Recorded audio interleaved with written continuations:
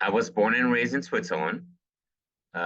Moved to the US when actually I was a teenager. I was 15 to South Florida. And my parents moved to the US to open a restaurant. So I've been involved with food my entire life. Uh, I inspired to become a pediatrician, but for some reason I went the route of the hospitality industry. And I think I was fascinated with kids from the very beginning about their well-being and so on and so forth. But I went the route of hospitality and I managed restaurants, hotels, resort, uh, all across the East Coast, mostly small boutique, four-star kind of property. I went from Cape Cod to Minneapolis in 1971 and was the general manager of the Whitney Hotel, which was at the time the only five-star boutique hotel in the Twin Cities. And through a life event, my son was diagnosed with type 1 diabetes when he was 7, at the same time that the hotel was closing. So I took the opportunity after the hotel closed to spend time with my son, Eric, in schools to manage his diabetes and became the, oh my God, what are we doing to our kids? I really became the pissed off parent. And that was the synergy that made me change my career from the hospitality industry to schools. And I haven't left schools ever since. And it's been the most gratifying experience in my life that I would have never imagined would have been there. If you would have told me when I was at the Whitney Hotel, entertaining big movie stars and singers, that 3 years down the road I'd be serving kids in school amazing food, I would have said, "Are you out of your mind?" But here I am now, 20 years into school food and still doing it, still loving it. Best thing that's ever happened. I love it. That's an awesome story. Um, all right, so that leads us well into the next question. What is your vision for school food, and what are school nutrition and food procurement changes you are most proud of? So my vision for school food starts with there is no school food. There is great food in schools. I think we do ourselves a disservice by pegging school food. So right off the bat, we're putting this food into a classification that we don't have to be. We're serving food. We're not serving school food. We're serving food. So my vision for food in school is exactly that, is we need to remove this preconceived notion of school food, that we manufacture food just for schools, which in itself is true, unfortunately. A large part of our industry created a segment just for schools. So they did create school food, they did create kid food. And my vision is to remove all that and create great food in school. That being said, we also have to work within the USDA guidelines, which sometimes are making even more difficult to segregate the food, or to not segregate the food, excuse me, between what you would find in your pantry, what you would find in a restaurant, and what you have in schools, because we're so highly regulated. And that in itself is one of the things that I'm trying really hard to work with USDA for them to understand. We need to stop segregating school food and becoming just food in school. Uh, so truly my vision is school should be a place where students have an opportunity to explore new tastes, new flavors, have an opportunity to socialize around a table using utensils and plate without the influence of the food system, because they're bombarded constantly through social media and other venue by by the food system and by industry. And I think school should be a place that is a safe place for them to enjoy a meal, enjoy great food, socialize, learn how to socialize around a dinner table, right? And not be influenced by the industry. I firmly believe that for a long time, schools were the recipient of the food system. And we are now at a point where schools can be an element of change. And we've become an element of change. And as more and more school food service directors and school districts become more aware of the food that they serve, become more demanding of manufacturers, and as we all work together, we're becoming the element of change in our food system. When I think back of working through School Food Focus, the impact we had on the poultry industry was unbelievable. I also vividly remember sitting in a room with Tyson, where Tyson is pointing their finger at us saying, our girls need their drugs and and I'm going, what are you talking about your girls? They're chicken, first of all. But at the time, they thought we were nuts, that it would never happen. Same with getting a clean label chicken into the USDA food stream. Just those two alone had a huge impact on the food system. When we started developing, which I am continuing right now with Kathy as well, which is great, developing the ingredient guide for better school food purchasing, I had a lot of colleagues that thought we were nuts. And I'm going to tell you right now that industry is being respectful and has changed their views, because we're not some kind of crazies out there. We're doing this to benefit our kids. And I think industry is finally recognizing that. So if I think of the three things that probably have had the biggest impact on our food system for school, has been working on the CRAU standard for poultry, which then really changed a lot of what the industry did. And if you look now at all the poultry, it has changed drastically.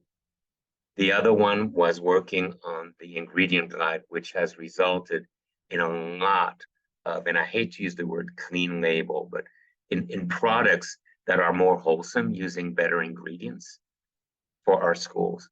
And when that happens in schools, it also spills over into, into the public area. It used to be that retail was what was driving. I think we're now schools, with some of the work we've done, is driving retail. That was awesome. Okay. I want to go back to the first part of that question really quick, and because you said a lot of things, and I want to try to make that a little bit more concise. So your vision for school food, you said something about like you want it to be, it's not school food, it's school in food, and then you want school to be a safe place for kids to enjoy meals. And I think there was one other point that you made. Yeah, so it's removing the stigma of school food, and it's really great food in school. And the other was the school meal period should be a safe place for children to enjoy a wholesome meal, a great tasting wholesome meal, learn to socialize around a dinner table while not being influenced by outside advertisement and pressure from manufacturers and the food system. Perfect. I think that was good. Beautiful. Yeah. Okay. Yeah. Excellent. Thank you. Awesome. All right. So that was also all great. Let's move on to, why did MPS decide to work on the overuse of antibiotics in raising food animals? I mentioned early on in our conversation that I was not driven, but one of the one of the factors that made me switch my career was the fact that my son was diagnosed with type 1 diabetes. And I certainly did not have a background. I'm not a dietitian. I'm a chef by trade, right? I love food. I understand food, but I'm certainly not a dietitian. However, I do understand that the whole food is better than processed food in some ways or another.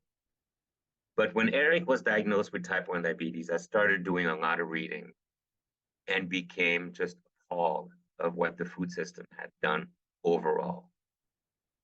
Antibiotic was one of the areas that emerged. There was hormone, there was cardiovascular diseases in children, diabetes exploding, obesity on the rise, young ladies, puberties were getting younger and younger and was associated with a lot of hormones that were consumed through milk and other factors. And antibiotic resistance in the health system was becoming evident, with more and more children not being able to be treated because of antibiotic resistance. So when I looked at all of that, they were all kind of combined. When we had the opportunity to work specifically on the antibiotic resistance issue, it was much bigger than something I could do on my own. I fought the Dairy Council about, the hormone in milk. I could do that on my own. I could fight that. Antibiotic resistance with poultry was much bigger than I could do on my own. So through the collaborative work that we did with other school districts and School Food Focus was the perfect opportunity for us to tackle that one particular issue, which, just like some of the others that I had discovered when I first started looking into our food system, was not getting any better. Obesity was not getting better. Hormones were kind of going by the wayside, so that was good. But we still had issues with diabetes. We still had issues with with obesity, and the resistance, antibiotic resistance, had not stopped. It was getting worse and worse. So it was the perfect opportunity and the perfect timing to work on it. Okay, moving on to the next one. What success have you seen in leveraging procurement power to reduce the misuse of antibiotics in food animal production? So I'll go back to what I mentioned about collaboration and the power of school district following the same standards, right? The more districts can have that collective purchasing goal, whether it's through procurement, whether it's through using the ingredient guide, which includes antibiotic use, and it's really leveraging that with manufacturers and standing your grounds, that has been the most successful. When all of our procurement documents has an addendum that includes the ingredient guide and that includes the use of antibiotics.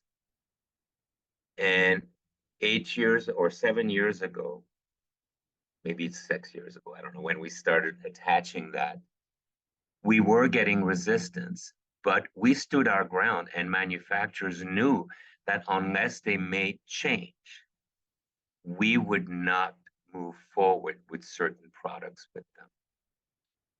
And as that grew, and as other colleagues joined the same movement, it became much more powerful, where to the point where manufacturers, and including now a lot of manufacturers, are producing at least 50% of all their product with no antibiotic use ever, where this was not the case 10 years ago.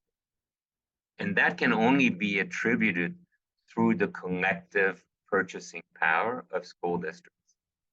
By myself, I have some, but certainly not what a Chicago or combining Omaha, myself, St. Paul, and say 4 other districts that we would have. But when we put the same standards out there, manufacturers do listen. 20 years ago, I'm not sure they listen. Now they do. We are not their biggest segment, but we're the one who makes the most noise. And I think that has been extremely successful, is continuing to stay true to our standard and ultimately convincing producers the purpose behind what we're doing is it's to benefit children for the long run. This is not an overnight thing. We're safeguarding society through our children. We're being good steward of our kids for their future by making some of those changes.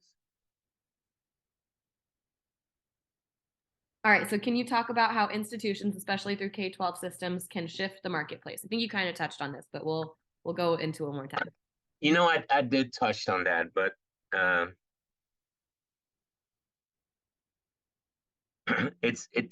find the K-12 market to be such an interesting market, and especially now because there's so much controversy around even the new proposed guidelines that the USDA is coming out. And some manufacturers are wondering if the K-12 market is even worth being into because of the ongoing changes that the USDA is doing.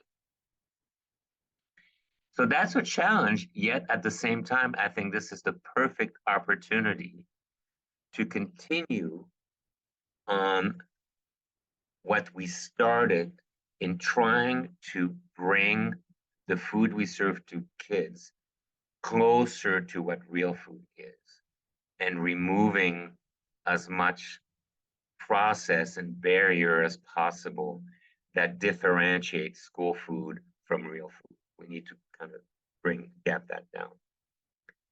That being said, we have the ability through our purchasing to influence the food system more than we've ever had.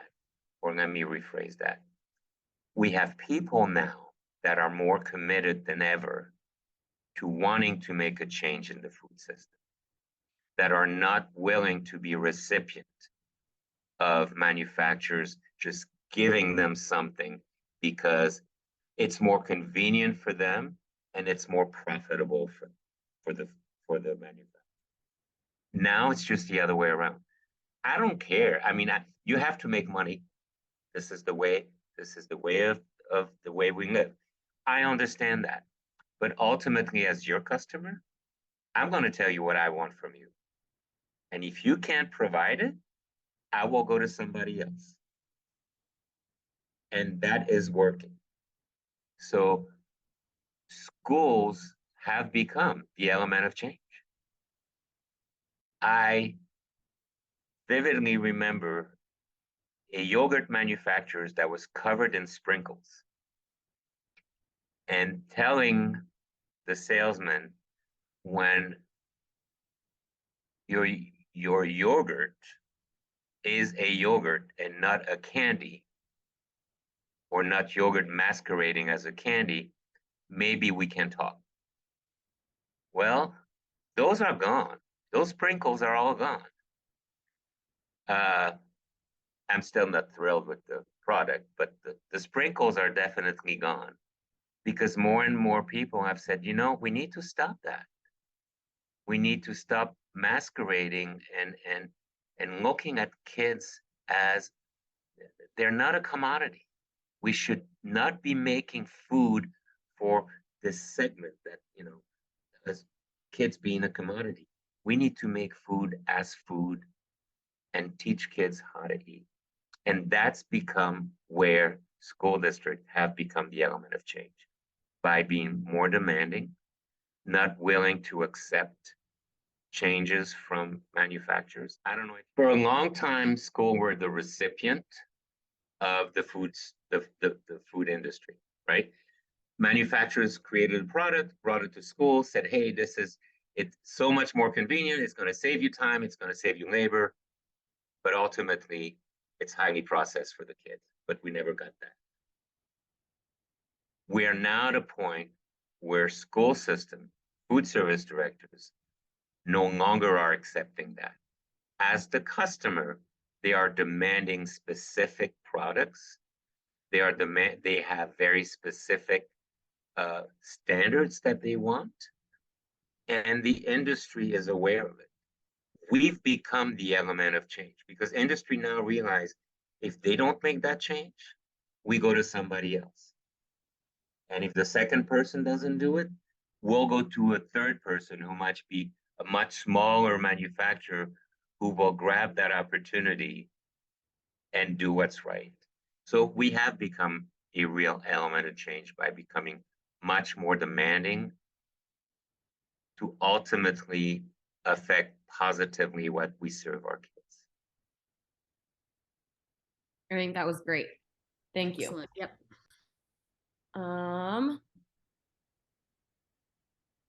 Okay, so that was that one. What challenges do you face in shifting the marketplace to meet higher food standards?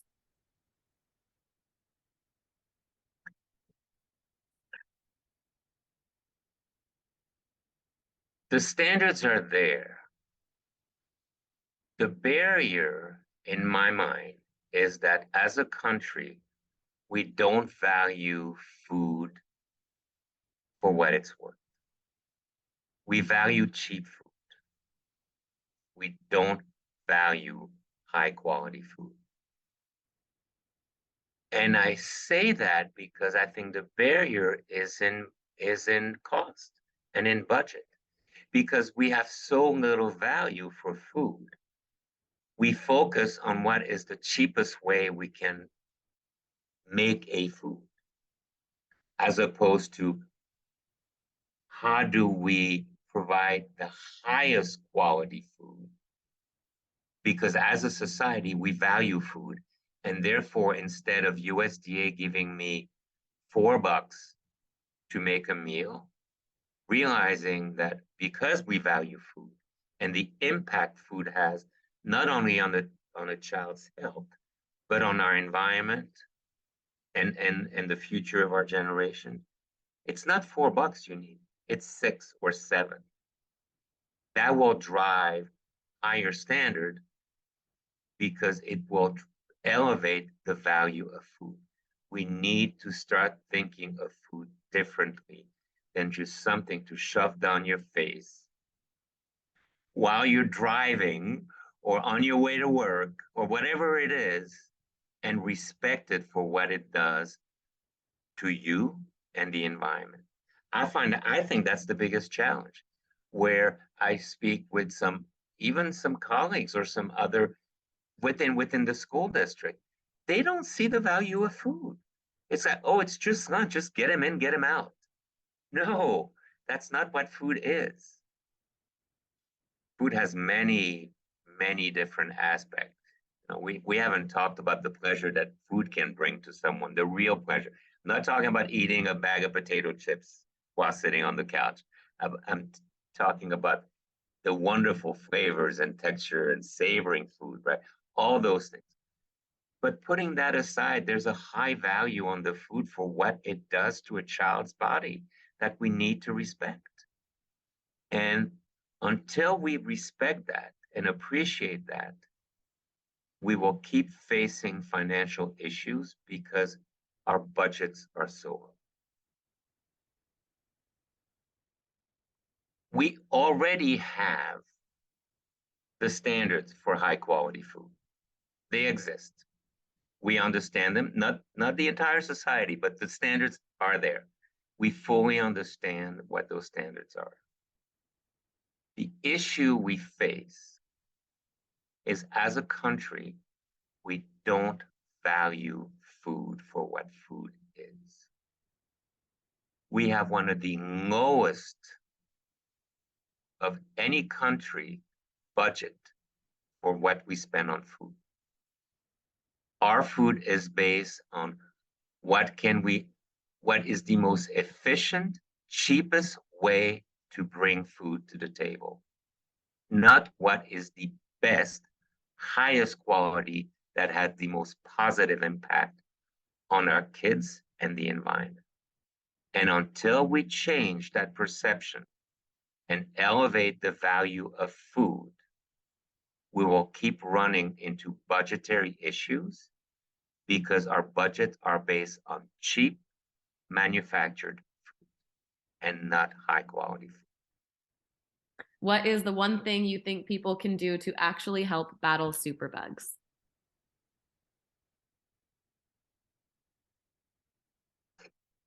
Well, I'm going to start by saying that first, people need to realize they're real.